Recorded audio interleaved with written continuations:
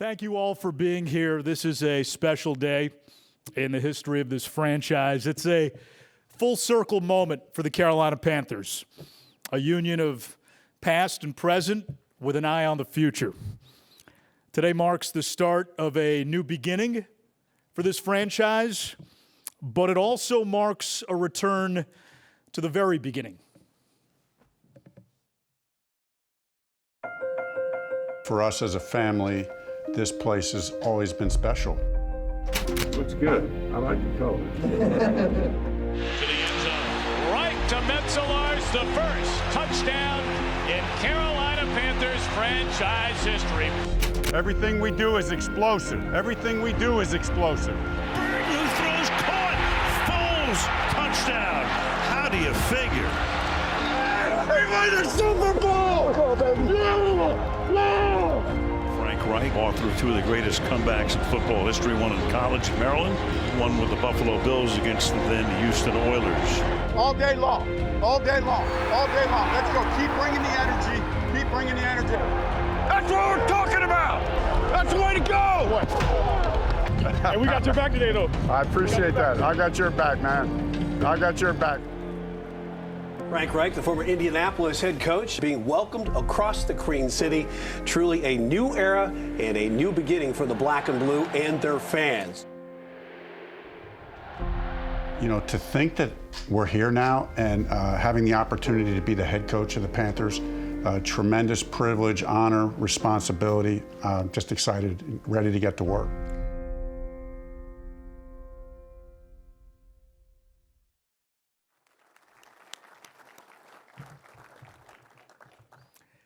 We all welcome in Frank Reich today, our new head coach for the Carolina Panthers. And what you just saw, those were the first brushstrokes on what is largely a blank canvas. When you hire a new coach, it's a clean slate. It's a bare and blank canvas. But that canvas represents possibility. And in his career as a player and a coach, Frank Reich has always shown us what is possible. As you saw in the video, he rallied his college team from 31 down, rallied his NFL team, the Buffalo Bills, from 32 down in a playoff game. We have seen him tasked as the new quarterback to steward a new franchise into a brave new world. We've seen him adapt to circumstances, like when he lost a quarterback in the midst of an MVP season, only to shepherd the backup to a Super Bowl win. He is a part of this franchise's origin story. First quarterback, he threw the first pass. He took the first snap. He threw the first touchdown pass. Frank Reich has been a part of many firsts in this franchise's history, and we're looking forward that you now get a chance to show us what's next. Before we move on, there's some people we'd like to recognize in attendance today. Panthers owners, David Tepper and Nicole Tepper, team president Christy Coleman, general manager Scott Fitterer. A number of players have joined us today. I see Taylor Moton, Brady Christensen, Dante Jackson, Jeremy Chin, Marquise Haynes, Chuba Hubbard, Ike Ekwonu, all here. Former players in attendance today as well. Carlton Bailey, John Casey, Pete Metzelaars, who caught that first touchdown pass from Frank, Mark Rodenhauser, Dwight Stone, and Gerald Williams. We also have the family of our new head coach, Frank Reich, wife Linda, children Hannah, Leah, and Avery, and their husbands Andrew, Thomas, and Brett. Thank you all for being here. Thank you to celebrate this momentous day. It's my pleasure now to welcome to the stage the owner of the Carolina Panthers, David Tepper.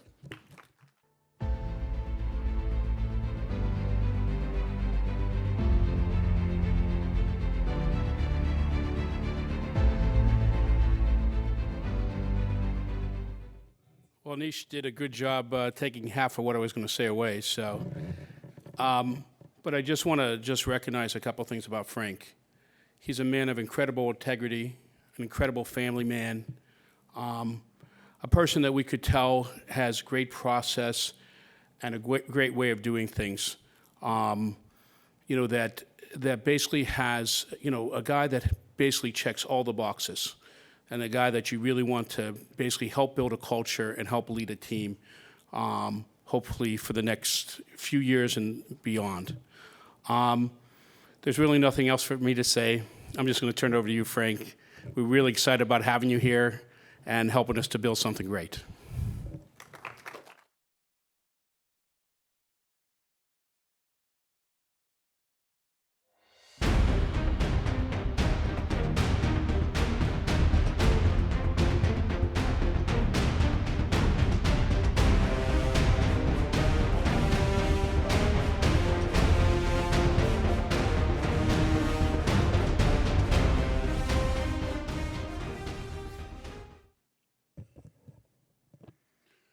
Well, just want to begin by saying thank you. Thank you to Mr. Tepper and Nicole Tepper for just an incredible opportunity to come back home, to lead a team and a franchise in which we were here at the beginnings, but to take on new challenges and to take us to new heights. We know that's a collective process. I appreciate the opportunity to work under the leadership of an owner and his wife who have already accomplished crazy things in their own life. I want to tap into that energy, that expertise, that innovation, the creativity to be the best. As I went through the interview process, that's what I heard very clearly from Mr. Tepper. That's the standard. That's what we're reaching for. Nothing but the best. Let's be excellent. Let's have a consistency of excellence in everything that we do to create a championship caliber team and a championship caliber organization. This is the NFL. The difference between winning and losing is really small. Every year we see it. We see teams go from big-time losing to big-time winning, even competing for championships, all in the space of 1 year. It's possible. But how does that happen? How do you turn things around? The reason we see these things happen is because what we all already instinctively know, that winning, the difference between winning and losing, it's in the margins. It's in the details. It's one player at a time. It's one play at a time. It's one detail at a time.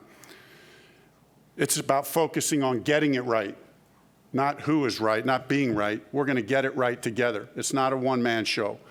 You will see that as a coach and as a coaching staff, we will collaborate. We will collaborate with ownership, with Scott Fitter, the GM, with Christy Coleman, the president, the whole crew. We will collaborate together to create a championship caliber organization. And we will collaborate with the players, coaches and players together. This is a player's game. If there's one thing I know being in this business as a player and coach for 30 years, this is a player's game. They're the stars, right? But we do it together as a team. There are no shortcuts. There are no shortcuts. It's all about the process. It's all about the people. And so we're just going to focus on progress, getting better every day. There's a quote that's been on my desk since my rookie year in 1985, and you'll hear me say this a lot. And it says this, that no man becomes suddenly different from his habits and cherished thoughts. You know, no man becomes suddenly different from his habits and cherished thoughts. And so we're going to be a team and an organization that is about creating championship habits, championship thoughts. We're going to cultivate those. We're going to nurture those, and those are going to grow. They're going to be infectious. We want to feel those, and we want to feel that in the community, and we're so excited to really partner with our fans because that's a very important part of the process. My family's already been acknowledged, but I want to acknowledge them again. My wife, Linda, we've been married 36 years, partners for life. We're a football family. Linda and I, as we've moved around the NFL, we only know one way to do it. That's to dive all in. To dive all in. Obviously, I'm diving all into the football process. Linda's leading our efforts as a family to dive into the community and what we do from a charitable standpoint to help serve this community. So we commit to you and we promise to you we will dive all in. This is about football and this is about winning. That's why I was hired. But it's also about doing it the right way and being part of something special. Of course, our daughters, Leah, Avery, and Hannah, was mentioning early to a group that we're a football family. These girls, they all throw a pretty mean spiral. I taught them when they were young. I'm not sure they still got that in their repertoire. We grew up, they know the X's and O's. I used to take them on dates and teach them the X's and O's and the whole deal. And then, of course, our son-in-laws, Thomas, Brett, and Andrew, when they met our daughters, I had to tell them to put they're all from North Carolina, so they all had their Panthers gear. Of course, when you're with other teams, you had to tell them to put that all in the back of the closet. Well, now I told them you can bring that Panthers gear, put it in the front of the closet, right? Put that back at the front of the closet. And then I want to acknowledge my former teammates from that 1995 season, the first season ever. What a great experience to be a part of a team, the first inaugural season. Special memories for us as a team. Carlton Bailey, John Casey, Pete Metzlars, Mark Rodenhauser, Dwight Stone, and Gerald Williams. Appreciate you guys being here. And then, of course, just the friends in the community, the support has been overwhelming just in a short amount of time. But in short, as I wrap up, the vision is clear. As we talked with Scott Fitter and with Mr. Tepper, it's to create a band of excellence, create this consistency of excellence that at the top end is championships and at the bottom end we're a playoff team. Create that consistency of excellence that produces championships, that brings championships to the Carolinas. It takes 4 pillars to do that, right? If you're going to build that championship caliber team, it takes 4 pillars. It's ownership and the organization. I was telling a bunch of people earlier, through the interview process to get to know Mr. Tepper and Nicole was very dynamic, to see and hear and feel their vision, but also to feel the conversation that we had, the partnership that you could start to feel as we went through the interview process. That's a big deal. And of course, it's not just the ownership, it's the whole organization. For me to get a chance, the most important relationship is really with Scott Fitter, the GM. Head coach and GM, we got to be like this. We're together every day. We got to, along with Mr. Tepper, come up with the blueprint of what this team is going to look like and who we're going to be. So really excited to work with Scott. Class act. We're going to fit together perfect as I'm getting to know him. His expertise is going to be a great asset to me and to our team. And so looking forward to that partnership. And of course, with Dan Morgan as assistant, I go back a little bit with him and Samir and then even working with Nicole on the business side and Christy Coleman on the business side. For us, that's a very important part of it as well. So it's about ownership. It's about the players. That's the second pillar. The first is the ownership. You got to have the right ownership to get championships. You got to have the right players. I'm really excited about the roster that we have and the roster that we're going to continue to build. This is what it's all about for me. It's about the relationship and the connection with the players. We give trust to each other right away, but then we continue to gain trust in each other as we work through and go through this journey together. And then it's about the coaches. One of the things that Mr. Tepper made clear is we're going to get the best of the best. He's willing to help support that effort, to get so that we get the best, not only the best, but the best for our team. So we have the right mix of coaches. And we will have a great coaching staff. And then lastly, that fourth pillar, it's about the fans. We're at that time of year. There's nothing like seeing a football stadium rocking. When a team is having success and when we're giving the community reasons to be excited about, it'll be a special time to be in that stadium and to be walking around the city wearing the Panthers logo. And then just finally, right, those are the 4 pillars. And then just finally, this is really to the players. This is really to the players that are here and the ones that might tune in and they'll hear this soon enough. There's 3 primary principles. There's 3 primary principles that we're operate by. The first is a relentless pursuit to get better every day. We got to have a relentless pursuit to get better every day. Nothing can ever get in the way of that. We're committed to that, to push each other in every way. We got to get better every day. No one has all the answers. We work together, we collaborate, and we push each other to be the best. The second one is that excellence comes through competition. We're going to compete in everything we do. In meetings, in the weight room, on the practice field, that's the way you get to be the best. You have to compete against one another and bring out the best. And then, of course, we'll enjoy competing against the opponents. That'll be a lot of fun. And put that on full display, right? And then lastly, it's going to be about the team. The team, the team, the team. We will celebrate. We got great individual players. They'll hit many individual milestones and goals, and we'll celebrate all those. But the team always comes first. That's what we're going to be about. And then in closing, I would just say this. we're going to bring a brand of football and a style of football that this city can be proud of. It's going to be exciting in all three phases. It's going to be innovative. It's going to be creative. We will always be working to get better. And then we're going to do it the right way, on and off the field. We want to make you proud. And so just thankful to be back, and I'll open it up to questions from there. Yeah. Thank you, Coach. As he said, we will open up to questions. We do have mics in the crowd, so please raise your hand, and we'll do our best to get to you. We'll start with Steve Reed, followed by Joe Person and Scott Fowler. Hey, Frank.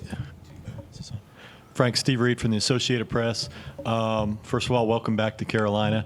I wonder if you could talk about the roster that you're inheriting here, and as you're going through the interview process, what were your thoughts on the roster?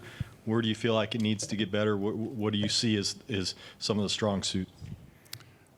I think the defense has been obviously a real strong suit, been top level defense, but we're always looking to get better. To be honest, here's what a top 5 defense gives you an opportunity to do. A top 10 defense is going to give you a chance in every game, but a top 5 defense is what really can elevate you as a team, that you can not only be in every game, but you can find a way to win every game when you got a top 5 defense. So we understand we're in a league that is offensively driven in many ways, but kind of the secret sauce is create and build upon the momentum that we have here, the players, the roster that we have here on defense. Get the right coaches so we have the right scheme that accentuate their gifts.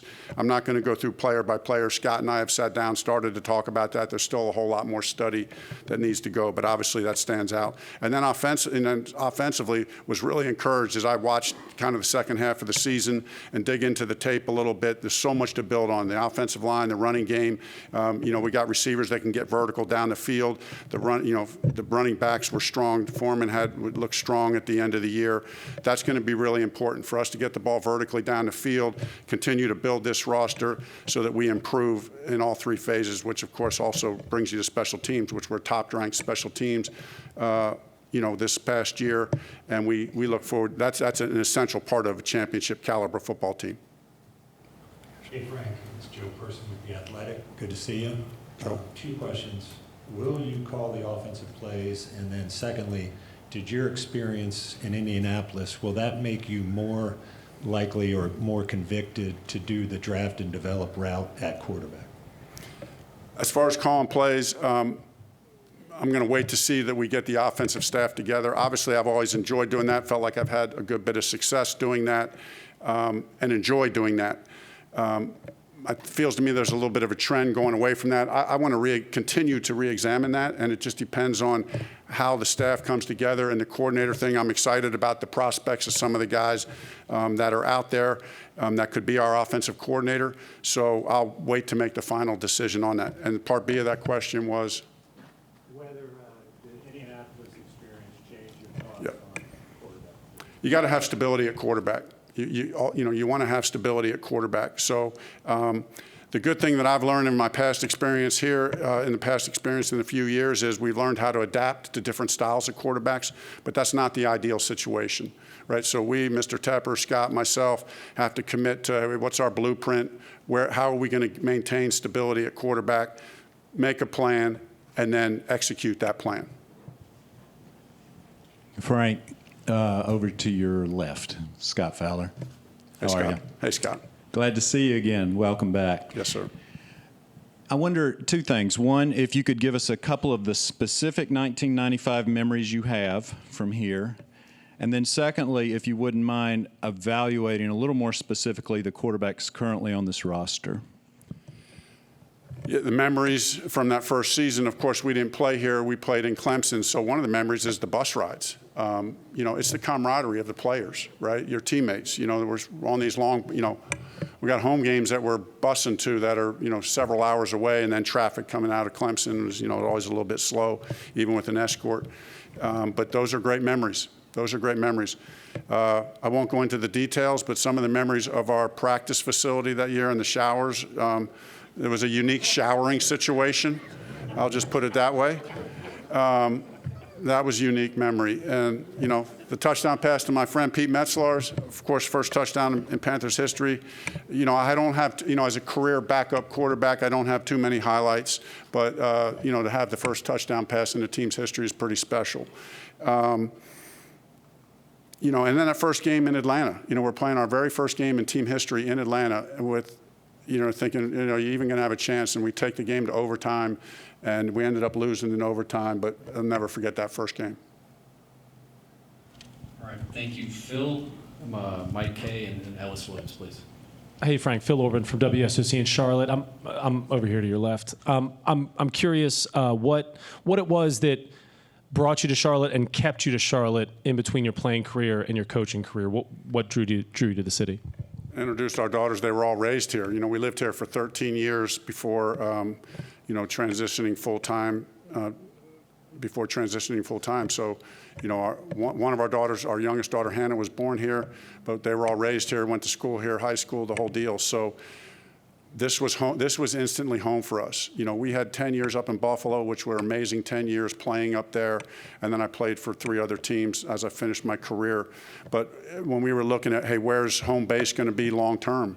It was the Carolinas. It's always been the Carolinas for Linda and I. We've been, like I said, we've been married a long time.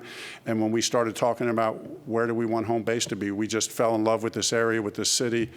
And so this has always been part of the master plan. And then to think I get to come back and do it as the head coach, that's insane to me. So let's go. Hey, Frank. Mike Kay from the Charlotte Observer. When you got to Indy, it was kind of an unusual circumstance where Matt and a few of those coaches were already in place. I was just curious, what did you learn from your first staff building experience in Indy, and how will that impact building a staff here now?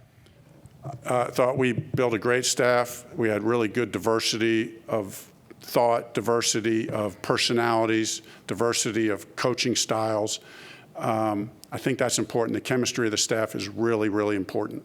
I think that's one of the lessons learned, you know, as a lot of those guys were very successful and went on to be head coaches and coordinators with other teams, which I think is a good sign that we did our job the right way to start. But then you start losing those guys and you got to replace. And this goes back to Mr. Tepper's point. You know, we had good coaches. We had good coaches in all places. And, you know, but there's still something about chemistry. There's still something about chemistry. And that's my job as a head coach to make sure that's right. Frank, Ellis Williams here, Charlotte Observer. You've been doing this for a long time. You've been around a lot of offensive, creative minds. I'm wondering, from your 2 stops in Indy to Philly to Arizona to San Diego, what are your offensive philosophies and pillars, and what are you going to bring and lean on from those when you build this Carolina offense? It's a passing league, but you have to run the ball to be a championship team. You know, I mean, there's exceptions to that. But when you look at the analytics, the statistics over the years, that you got to be effective running the football and efficient running the football. So that's one of the reasons I'm excited about this roster. I know we can do that. We'll get the pass game right, but I know we can run the football, and we're going to run the football because that just builds off the play action, off the RPO stuff, you know, all the movement stuff. So that's what you want to build. What offensively you're always trying to do is to create conflict in the defender. Put a seed of doubt in the defender's mind. You know, is it run? Is it pass? Is it the RPO? Is it a first level RPO throw? Is it second level? Is it, you know, are they going deep? So complement everything together. Have, you know, but it starts with running the football. And then the second principle is you have to get the ball vertical down the field. You have to get chunk plays. All the statistics, all the analytics, that's one of the reasons why I'm excited to work for Mr. Tepper, because, right, if anybody who knows analytics, it's him and all of his businesses. But he gets this as much as anybody. But, like, it's hard to go 14-play drives all the time. You got to get chunk plays down the field. So we need to be able to run the ball, have play action off it, we can get it vertical, have the kind of players and quarterback that can do that. And one more real quick, if I can. It's been almost 3 months since you were fired in Indianapolis, and now a quick turnaround here. Not too many coaches get this opportunity this quickly. I'm wondering if you've had time to reflect what you've learned from your time in Indy that you will then implement here in Carolina. I did. I did. In some ways, if there was going to be a transition, it was a blessing in disguise, you know, that I really did. Okay, we were talking earlier with a group of people. You know, in the NFL, you're going to have ups and downs. You're going to have successes and failures. We had 4 years of good success, and then you go through 1 year where you're struggling, where there's a struggle, and now you have a chance to reflect on that. And it's like, it's like getting an app. I like to talk to the players like this. In apps you get version 1, then there's version 2. I feel like this provides me an opportunity to debug some things, make things better. Now come out with version 2.0 or version 3.0. It's better. It's cleaned up. The important thing is, though, that you're starting with a good product to start, which I know we are. So now we clean some things up. Like I said, staff, vision of the offense, complementary defense, and that high level of special teams play, all the areas that that we're really going to focus on a team, and then how to stay true to the process, manage expectations in a way, keep our team focused on the right things, and then keep challenging and pushing. Ultimately, it's got to come from the players. The head coach and the coaches can only do so much. The leadership has to come from the locker room, right? I got a role that I got to play, and I'll do my best to play that role. But ultimately, that leadership's got to come from the players as well. Let's go to David Newton and then Josh Klein, please. Yeah, Frank, David Newton, ESPN.com. Not sure what I asked you in 1995 first. Probably could you be the starting quarterback? But I want to follow up on one of the questions over there. What exactly went wrong at Indianapolis? And are any correlations between what you've seen the last 5 years here in your brief evaluation of why this team hasn't been successful? I think what went wrong was, we had this. In 4 years, we established, in 4 years, it was established that that team, we were running the ball well. We were like we're going to do here. And then as this year started out, that the running game disappeared. And then we didn't get the ball vertically down the field a lot because of that, and we ended up having some breakdowns. Now, and that's on me as the head coach. I got to get that right. The responsibility starts with me, right? So when we don't reach our goals, it's under my leadership, and so I have to take. And that's why I have an opportunity to be here.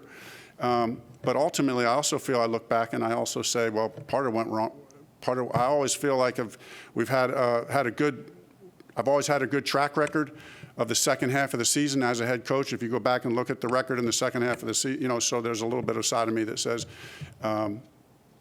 we've had a way as a staff of figuring it out. Even when you go over a few bumps, I think we're good at figuring things out, injuries, things you have to get past, putting players in the best position.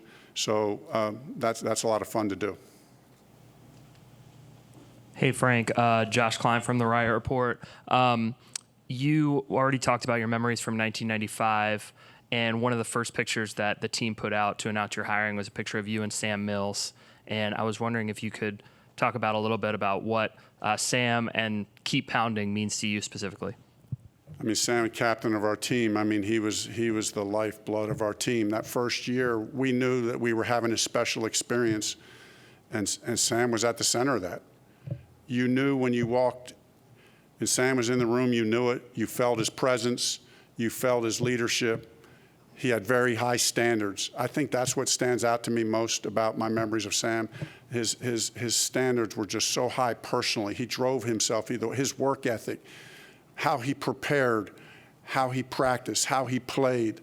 And then it just exemplified that keep pounding, which to me ultimately is about a sign of being committed to the process. That even though there's going to be some bumps along the road, if we keep pounding and we keep believing, we're going to get it right. Go to Mike Solarte, then Brett Jensen. Frank, back here in the back, straight to your left. It's good to see you again. Mike Solarte, Spectrum News 1.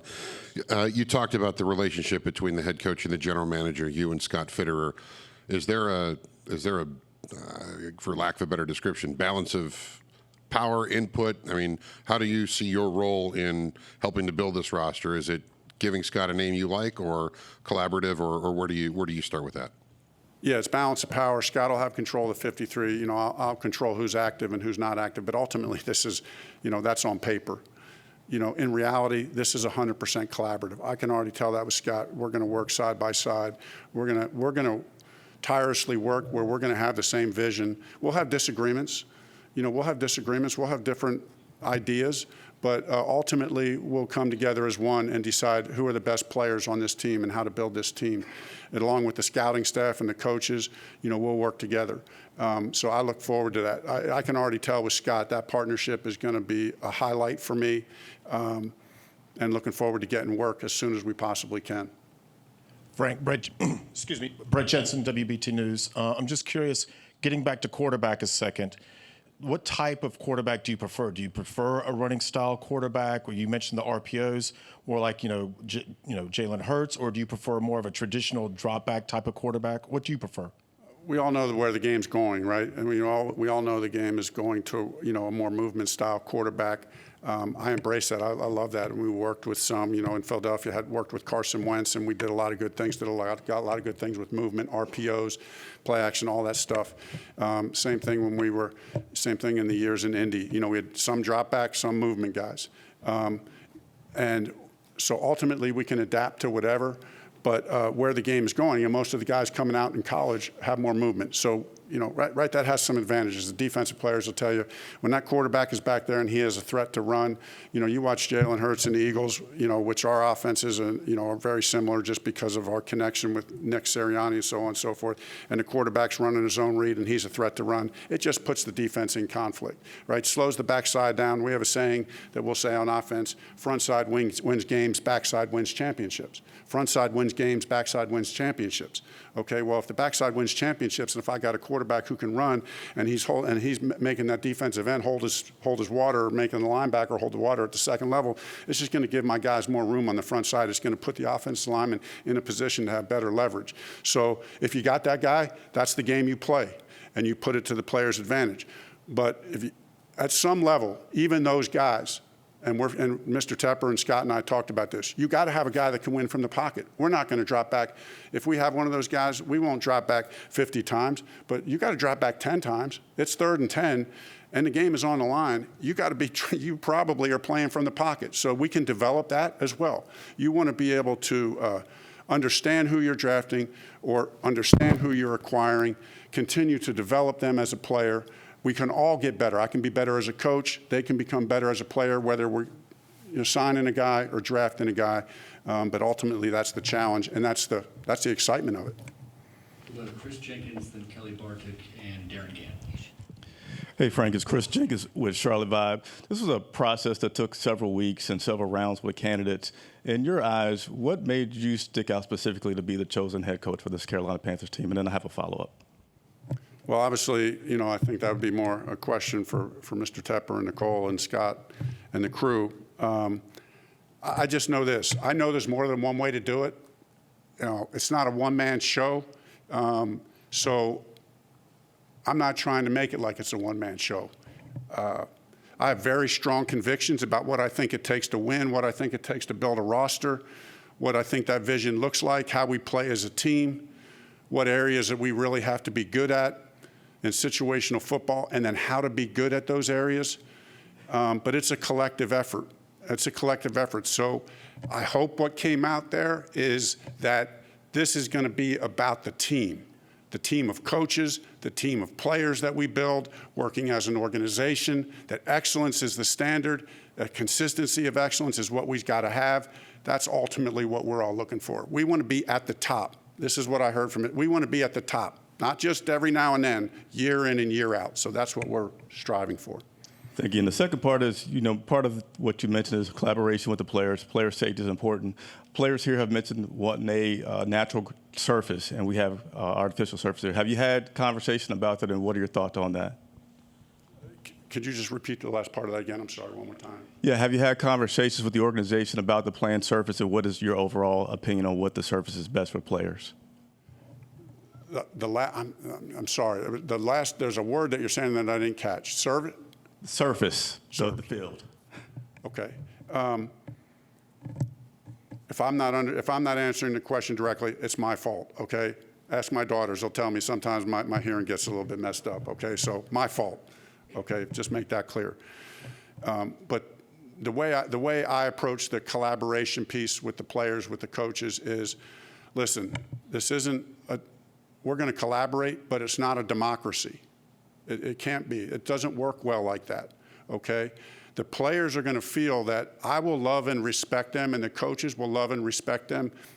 And they've all had a lot of great coaches and players that I'm sure have coaches that have done that. But they're going to feel my love and respect for them.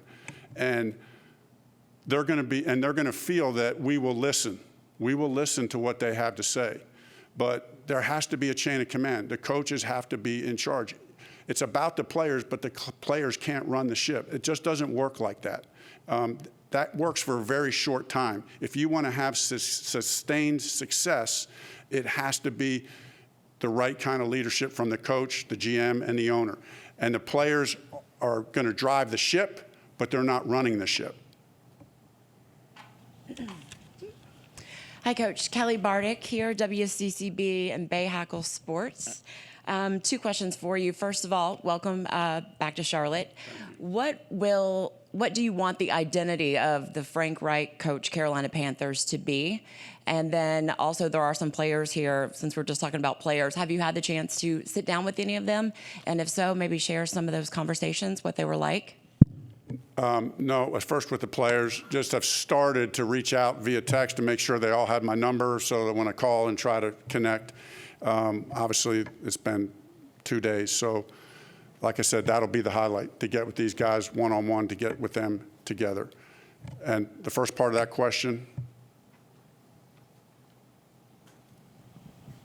Sorry, my mic was gone. What do you want the identity of this team to be?